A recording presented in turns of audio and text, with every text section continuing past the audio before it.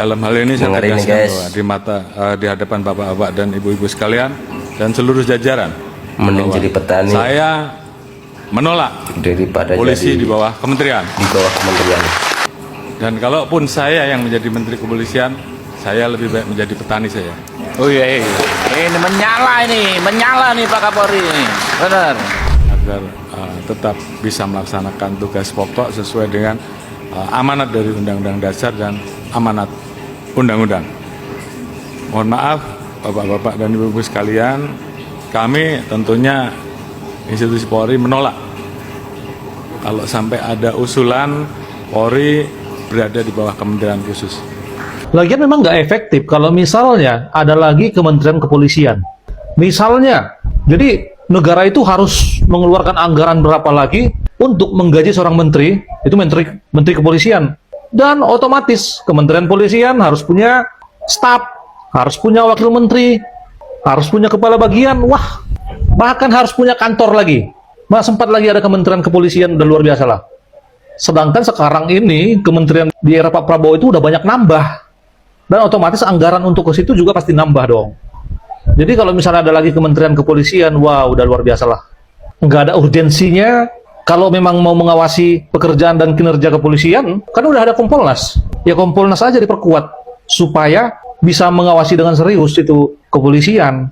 Pada 26 Januari 2026, Bapak Kapolri Listio Sigit menyampaikan bahwasanya beliau menolak dengan tegas perihal wacana Polri menjadi kementerian, dan juga ketua-ketua Korea DPR RI yang sudah mengaminkan hal tersebut sudah pas memang. Namun ada yang cukup disayangkan, yaitu penolakan tentang wacana tersebut muncul dari mulut Kapolri itu sendiri, ditambah lagi dengan narasi yang menyampaikan apabila saya dijadikan sebagai menteri kepolisian, saya lebih baik menjadi petani saja. Menurut saya, tidak seharusnya dan tidak perlu pernyataan tersebut disampaikan oleh Bapak Listio Sigit untuk menyampaikan argumentasinya secara hukum dan analisis.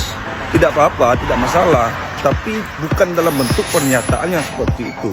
Coba kita bahas apa makna yang tersirat dari pernyataan Kapolri di depan Komisi 3 DPR RI yang beliau menolak untuk menjadi Menteri Kepolisian.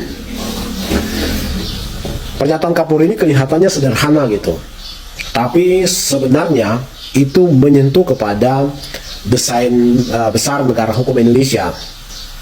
Jawabannya itu bukan soal Kapolri itu mau atau tidak mau, melainkan Kapolri sedang berbicara terkait dengan prinsip-prinsip konstitusional dan juga etika kekuasaan yang ada di negara kita.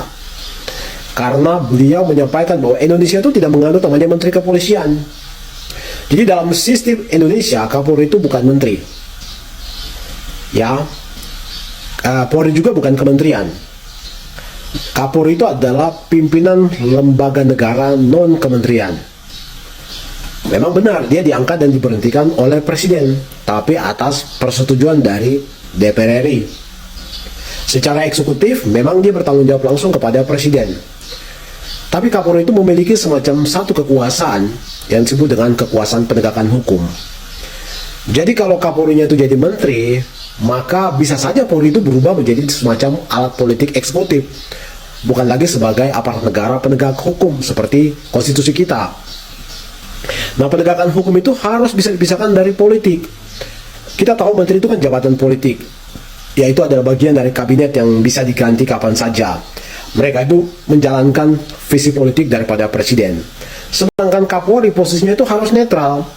Mereka bekerja pun lintas rezim, meskipun rezim itu berganti. Ya, mereka itu menegakkan hukum tanpa memandang kepada kepentingan politik. Jadi, menjadikan Kapolri sebagai menteri, ya bisa saja kita membawa kepada konflik kepentingan gitu.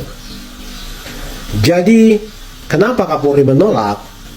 Ya karena kalau itu diterima, pasti yang pertama akan merusak desain negara hukum Indonesia. Kemudian yang kedua, pasti melemahkan independensi Polri itu sendiri. Kemudian yang ketiga, itu membuka pintu kepada penyalahgunaan kekuasaan. Kemudian yang keempat, itu bertentangan dengan semangat reformasi. Jadi penolakan itu bukan soal ego jabatan, tapi penjagaan batas antara hukum dan juga kepentingan politik. Akhirnya Kapolri buka suara di depan DPR dan tolak untuk usulan Menteri Kepolisian. Dan dia menganggap kalau usulan tersebut sungguh tidak masuk akal. Dan kalau misalnya nanti usulan tersebut kami terima, bisa jadi ada matahari kembar antara Presiden dan juga Menteri Kepolisian. Itu makanya kami tolak, kata Kapolri. Dan dia juga menyatakan lebih baik saya jadi petani ketimbang jadi kepolisian saat ini. Dan dia juga menganggap kalau Kapolri saat ini udah melayani masyarakat dengan baik, mengayomi masyarakat dan juga lebih dekat dengan masyarakat. Dan kalau misalnya ada Menteri Kepolisian, bisa-bisa nanti kalau misalnya Presiden perintahkan kami untuk mengurus sesuatu, nanti ada matahari kembar. Jadi susah kan? Lebih baik jangan ada Menteri Kepolisian, langsung dari Presiden aja. Itu yang dikatakan oleh Ketua Kapolri. Gimana tanggapan kalian? Apakah kalian setuju kalau misalnya Kapolri itu ada menterinya sendiri gitu loh? Kalau menurut saya sih nggak usah lah ya. Aku setuju dengan apa yang dikatakan oleh Kapolri. Mereka tolak juga, aku setuju banget. Karena kalau misalnya ada menteri lagi, waduh, tanpa beban ini negara ini. Ini menteri aja udah berapa orang ini. Apalagi wakilnya banyak ini di pemerintahnya Pak Prabowo ini. Wah, beban negara. Bercanda. Bapak Jenderal Listio Sigit itu menolak usulan Polri berada di bawah kementerian khusus. Nah, jadi teman-teman, pertanyaannya, siapa yang usulan-usulan atau siapa yang ide-ide ini tuh memunculkan? Oke, jadi teman-teman, ternyata ini ada beberapa yang mengusulkan teman-teman. Di antaranya ada Bapak Letjen Agus Purwijojo, teman-teman. Terus ada juga Bapak Faizal, teman-teman. Nah, kemudian ada juga politisi dari Partai PDIP Perjuangan, teman-teman. Menurut teman-teman, apakah teman-teman setuju dengan usulan ini agar Polri itu berada di bawah naungan kementerian, misalnya Kementerian Dalam Negeri atau Kementerian Keamanan, teman-teman? Ataukah menurut teman-teman Polri itu tidak ada naungan kementerian manapun? Jadi teman-teman silakan diskusi di kolom komentar, oke? Polri, saya menolak polisi di bawah kementerian. Saya kalau ditunjuk jadi kementerian kepolisian, saya lebih baik jadi petani. Kemudian meletakkan Polri di bawah kementerian, pertama melemahkan institusi Polri, yang kedua melemahkan negara, yang ketiga melemahkan presiden. Ini menarik nih. Apakah melemahkan presiden karena dianggap polisi selama ini jadi alat kekuasaan atau alat politik?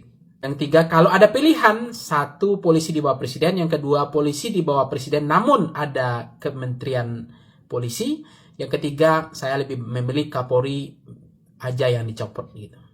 Nah, ini menarik sebenarnya bagaimana reformasi Polri hari ini juga jalan di tempat, tidak terjadi, nampaknya sudah gelap. Dan saya mengkritik selama ini adalah kewenangan tanpa batas. Itu sulit untuk mengontrol kepolisian, bahkan kepolisian dia akan lebih kuat daripada presidennya. Merevisi Undang-Undang Polri itu juga supaya polisi sendiri bisa diawasi, ada independensi, bisa transparansi, bisa dikontrol. Kalaupun mereka melanggar, itu mereka bisa diadili. Nah, sekarang kan terkesan nampaknya ketika anak buahnya sendiri melakukan pelanggaran, dia gagap gitu. Peristiwa seperti tidak profesional seperti peristiwa Sambo, ya, peristiwa Kanjuruhan, peristiwa KM50, soal dalam konteks demonstrasi kemarin yang dilindas, termasuk aksi-aksi demonstrasi yang ditembak pakai peluru tajam dan seterusnya, itu tidak bisa diadili seperti masyarakat umum melakukan pelanggaran. Padahal kan posisinya kita dengan mereka itu sama, equal. Tidak boleh diskriminasi, sama setiap warga negara di hadapan hukum. Tetapi nampaknya imunitas mereka tidak diadili, diperlakukan sama dengan seperti rakyat melakukan pelanggaran atau kriminalitas atau kejahatan, tindak pidana lainnya. Nah, kalau kita cermati, kita komparasi negara-negara yang selama ini, bagaimana posisi polisi di negara-negara seperti yang besar hari ini, seperti Amerika Serikat, India, Cina, dan Brazil. Ini kan penduduknya terbesar ya di dunia. Nah, kalau di Amerika Serikat ya polisi tidak langsung berada di bawah presiden. Seperti NYPD-nya itu dan LAPD itu bertanggung jawab ke wali kota dan gubernur. Termasuk FBI dan DEA-nya itu bertanggung jawab ke Departemen Kehakiman dipimpin oleh Jaksa Agung. Nah, lembaga kepolisian itu betul-betul independensi operasionalnya agar tidak menjadi alat politik presiden di Amerika Serikat. Nah, kalau kita geser seperti India misalnya, urusan pusat dan urusan negara bagian, ya kalau polisinya negara bagian bertanggung jawab kepada, kalau pusat seperti CBI dan CRPF di India itu berada di bawah tanggung jawab Kementerian Dalam Negeri atau federalnya. Nah, kalau kita geser ke Cina misalnya, polisi di Cina itu posisinya adalah di bawah Kementerian Keamanan Publik, Ministry of Public Security. Nah, kalau kita geser ke Brasil misalnya, secara umum polisi di Brasil tidak di bawah presiden secara langsung. Langsung di bawah Kementerian Kehakiman dan Keamanan Publik. Nah, kalau polisi negara bagiannya bertanggung jawab kepada gubernurnya, bukan ke presiden. Kalau melapor tetap ke Sekretariat Keamanan Publik. Nah, inilah contoh-contoh negara yang saya sebut tadi, tidak ada yang Polri itu langsung di bawah presiden. Mungkin untuk menghindari abuse of power, penyalahgunaan kekuasaan tanpa batas, karena kewenangan tanpa batas membuat mereka tidak bisa dikontrol, tidak bisa dikendalikan. Kemudian kita ingin Polri tidak lagi menjadi alat politik kekuasaan. Nah, mestinya memang harus direformasi ya, termasuk Undang-Undang Polri, termasuk kewenangan dan posisi sekarang. Tetapi nampaknya sampai harus Polri bicara kita akan pertahankan sampai titik darah penghabisan. Nah, ini repot juga nih, nampaknya gelap nih. Jadi ya udah, mungkin kembali kepada netizen, masyarakat, rakyat Indonesia, sepakatnya apa? Apakah tetap dipertahankan posisi seperti sekarang di bawah presiden atau di bawah kementerian? Atau tetap di bawah presiden tapi ada kementerian, atau seperti negara-negara maju yang lainnya, negara-negara besar lainnya. Mudah-mudahan ini konten saya ini nggak di take down ya, karena ini ada konteks tadi meletakkan Polri di bawah presiden, melemahkan presiden. Ini dalam tanda petik nih apa maksudnya nih? Apakah pemilu atau jadikan alat politik selama kuat atau lemah gitu? Itu menarik sebenarnya untuk kita diskusikan lagi. Melemahkan negara, melemahkan presiden, dan melemahkan institusi Polri sendiri kalau meletakkan Polri di bawah kementerian. Saya pikir perlu diskusi lebih lanjut, karena kenapa negara-negara lain justru nggak ada masalah gitu, tetap tidak melemahkan institusi negaranya, tidak melemahkan negaranya, tidak melemahkan presidennya, dengan posisi bahwa Kapolri di bawah kementerian gitu, bukan langsung di bawah presiden. Oke, salam demokrasi, negara maju. Freedom, kebebasan harus kita junjung tinggi, kebebasan berpendapat. Dalam rapat dengar pendapat bersama Komisi 3 DPR RI, Listio menolak keras, bahkan memilih mundur dari jabatan Kapolri jika institusinya ditempatkan di bawah kementerian. Menurutnya, wacana itu dianggap melemahkan institusi Polri, negara, dan presiden. Usulan Polri di bawah kementerian kembali mengemuka dalam pembahasan tim Komisi Percepatan Reformasi Polri. Sebelumnya, saudara, gagasan ini sempat didukung fraksi PDI Perjuangan dengan menganalogikan TNI yang dinaungi Kementerian Pertahanan. Saya menolak polisi di bawah kementerian.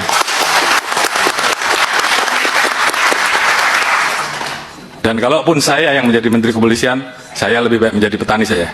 Oh iya, ini menyala nih Pak Kapolri ini. Benar. Oleh karena itu, saya anggap meletakkan Polri di bawah kementerian sama saja melemahkan institusi Polri, melemahkan negara, dan melemahkan presiden. Alhamdulillah, kepolisian akhirnya mendengar tuntutan dari masyarakat agar berubah. Semula tuntutannya adalah Jenderal Listio mundur sebagai Kapolri. Tetapi mungkin ada bergaining, tawar-menawar, jangan mundur. Ya udah, kita perbaiki polisi. Masyarakat inginnya reformasi, tapi namanya transformasi. Ya, kalau transformasi ya hanya berubah bentuk. Ya mungkin itu maksudnya.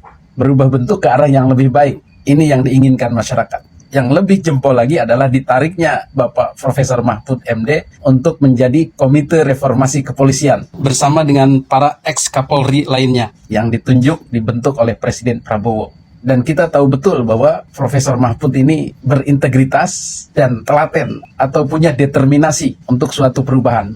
Beliau tidak loyo, beliau berani, tegas. Mudah-mudahan nanti dibantu oleh Cak Islah. Cak Islah juga berani dan tegas. Sehingga kita mengharapkan kepolisian itu berubah, bertransformasi menjadi pengayom, menjadi merayat, mengayomi masyarakat, melindungi masyarakat, dan sigap tanggap terhadap kebutuhan-kebutuhan masyarakat. Dan satu lagi, tidak mata duitan, apa-apa duit baik. Menanti nyali Presiden Prabowo, reformasi peleburan Polri dan Kementerian Keamanan. Enggak. Saya nggak setuju. Ya, betul. Saya memang suka mengkritik Polri. Tapi itu mengkritik oknum-oknumnya yang tidak baik. Kalau secara keseluruhan, Polri itu sudah bekerja dengan baik, dengan maksimal. Contoh, kita orang bawah, orang desa, aman. Kalau ada polisi, kalau nggak ada polisi, nggak aman. Nah ini kalau polisi sampai dilebur di kementerian, itu banyak agenda-agenda politik nanti. Ada yang usul Polri dilebur ke ABRI seperti zaman dulu. Waduh, bahaya. Ada yang usul Polri dilebur ke Kemendagri. Waduh, bahaya lagi. Ada juga yang dilebur ke kementerian baru. Waduh, enggak. Karena apa? Karena kalau Polri sampai di bawah kementerian, bahaya. Kenapa? Pertama, menterinya bisa saja tidak profesional. Menterinya bisa saja berasal dari kalangan elit politik. Tambah enak kalau kalangan tertentu, golongan tertentu. Kalau gini kan enak. Polri itu tetap berdiri sendiri, mandiri, langsung di bawah komando presiden. Jadi kalau ada apa-apa, langsung presiden telepon, langsung presiden mengarahkan. Tapi kalau lewat kementerian, menterinya gimana kalau Pak Bah? Enggak enak ya. Saya memang suka mengkritik Polri, tapi saya tetap setuju kalau Polri berdiri sendiri, ya, tidak di bawah kementerian apapun. Seperti janji Bapak Presiden waktu menjadi Menhan. Katanya kalau jadi nggak akan melebur Polri ke kementerian, tetap Polri mandiri di bawah presiden. Nah, gimana? Seluruh masyarakat Indonesia, netizen Indonesia, kalian setuju nggak kalau Polri dilebur ke kementerian? Kalau saya nggak setuju saya. Lebih baik Polri tetap mandiri karena Polri itu solid. Nanti kalau dilebur nggak solid, bahaya.